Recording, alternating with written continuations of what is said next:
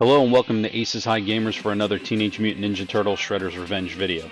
There hasn't been any new news lately for the game, and unfortunately we may not be getting anything for at least the next 2.5 weeks. The Temu is one of the many partners that are a part of this year's Summer Game Fest, which starts on June 10th. Hopefully during this event we can get some new information, some new footage, maybe an idea how far along the game is in development, and hopefully a solid release date finally. With that said, I'd like to go over a few speculations I have for the game, as well as a wish list that I and many members of the community that are following the game have. Starting things off, I'm going to briefly go over the co-op aspect for the game. As we already know, it is indeed supported by up to 4 players, as well as online co-op, although 4-player online co-op has yet to be confirmed. With the recent announcement of the game coming to the Nintendo Switch, I've got a little more confidence that 4 players online is going to be a possibility, and I'm just simply basing this off of Marvel Ultimate Alliance 3. While that game, being a Switch exclusive, did not have true drop-in and drop-out, you could at least search for a lobby and join 3 other players for some online beat-em-up action. Now, speaking of consoles, we have yet to have any other systems confirmed for the game to be released on. Now, while the game is coming to PC via Steam, the idea of a PlayStation or Xbox release is still questionable. I haven't seen anything that leads me to believe that it will be coming out for one of these platforms, but let's not give up hope. Now, keeping a bit on the point of Steam, I've seen a fair few requests for the game to be supported by Mac computers. Now, while Steam does indeed work on Mac, many games aren't supported for Mac, and even if they are, you're not going to be getting the best experience when playing them. So I'm going to say that the idea of a Mac version of this game is going to be quite low, but we'll see. Now, while the game is set to be released on Steam and Switch, we don't know if there will be a physical release for the game just yet. It's possible eventually. I'm sure as games like Sonic Mania did see a physical release sometime after it came out. Not sure what stipulation would be needed and whether this will factor into the possibility of a PlayStation and Xbox release. Moving into gameplay, I like to think that each of the 4 turtles will have different strengths and possible weaknesses. These were subtle in some of the later games such as Turtles in Time. With the fact that each of the turtles have different run speeds as well as different ranges based on their weapons, I would assume that there will be some balancing that's needed. For example, Donatello is going to have the furthest reach with his bow staff, obviously, so you would think that Raphael is going to need to be a bit stronger to make up for his lack of reach using the shortest weapons out of all of them.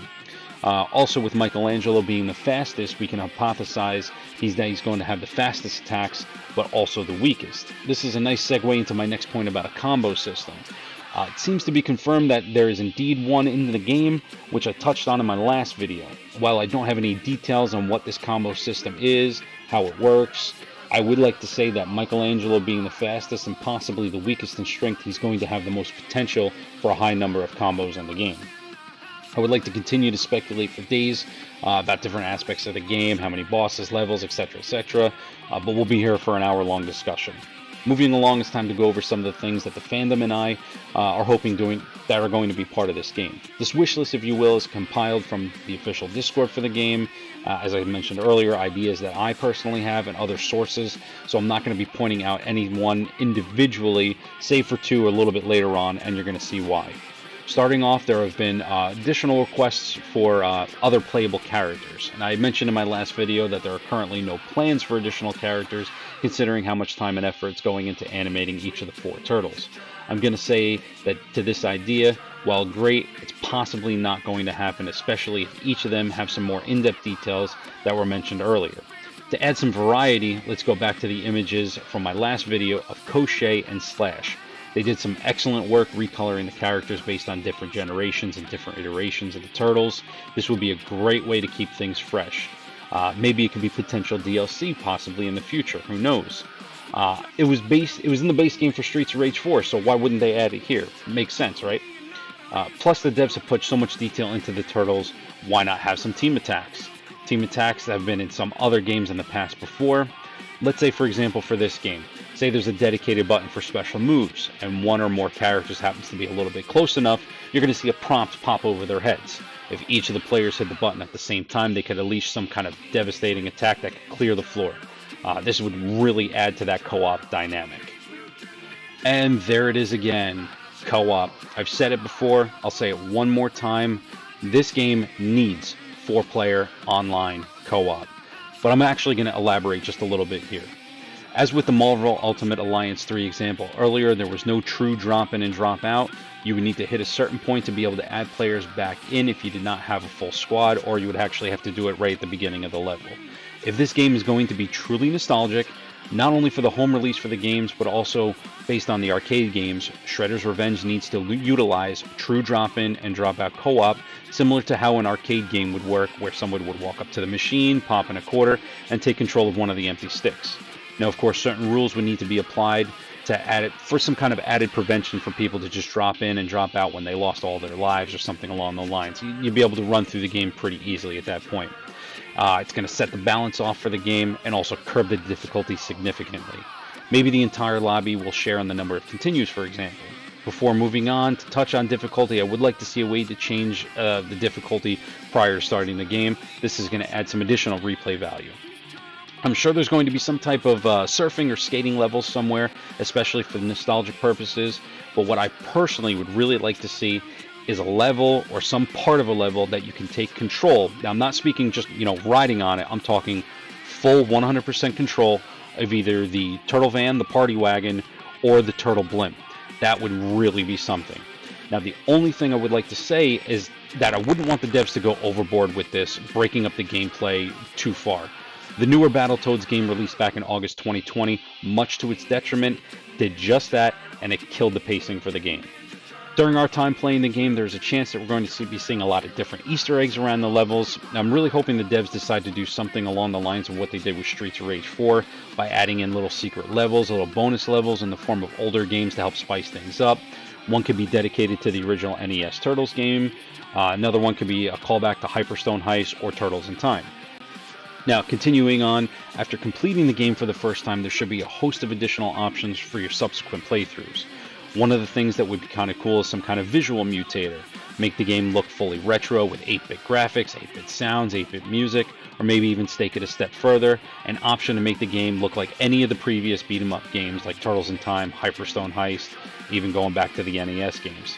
Now, speaking of the game's completion, there could be an unlock section for different aspects of the game development, such as storyboarding, character art, concept designs, etc.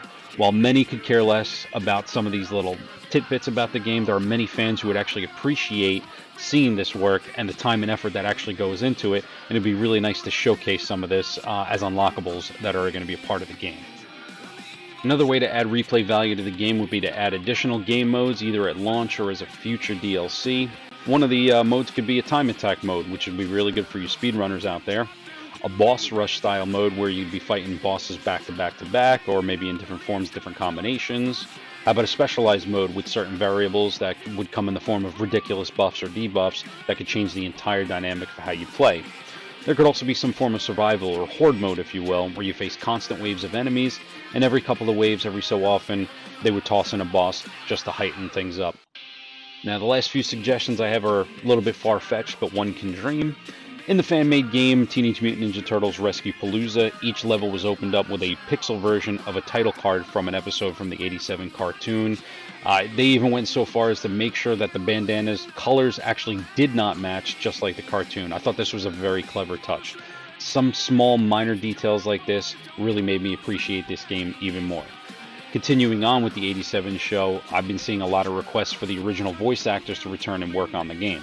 Now, while we don't know how the game's story will be handled, whether it's going to utilize still images, cinematics utilizing the sprites, or fully hand-drawn scenes, having the original voice cast work on this game would be a real treat to Turtles fans, but it's unknown at this point.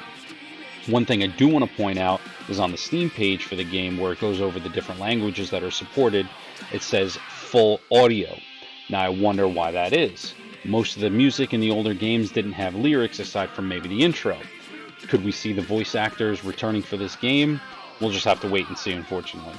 Now, lastly, I feel there should be some form of Q&A with the dev team. This could be prior to release, give us a little bit of insight to where the game is and where it's going, or it could even be post-launch so we can ask some questions, get a little bit more in-depth with the development of the game, where their thoughts were in the process during the time that they were making it. Now, that's going to do it for this speculation and wishlist video for Teenage Mutant Ninja Turtles Shredder's Revenge. Follow me on Twitch and other social media with the links in the description below. I want to thank everybody for watching. Stay safe out there. Phoenix out.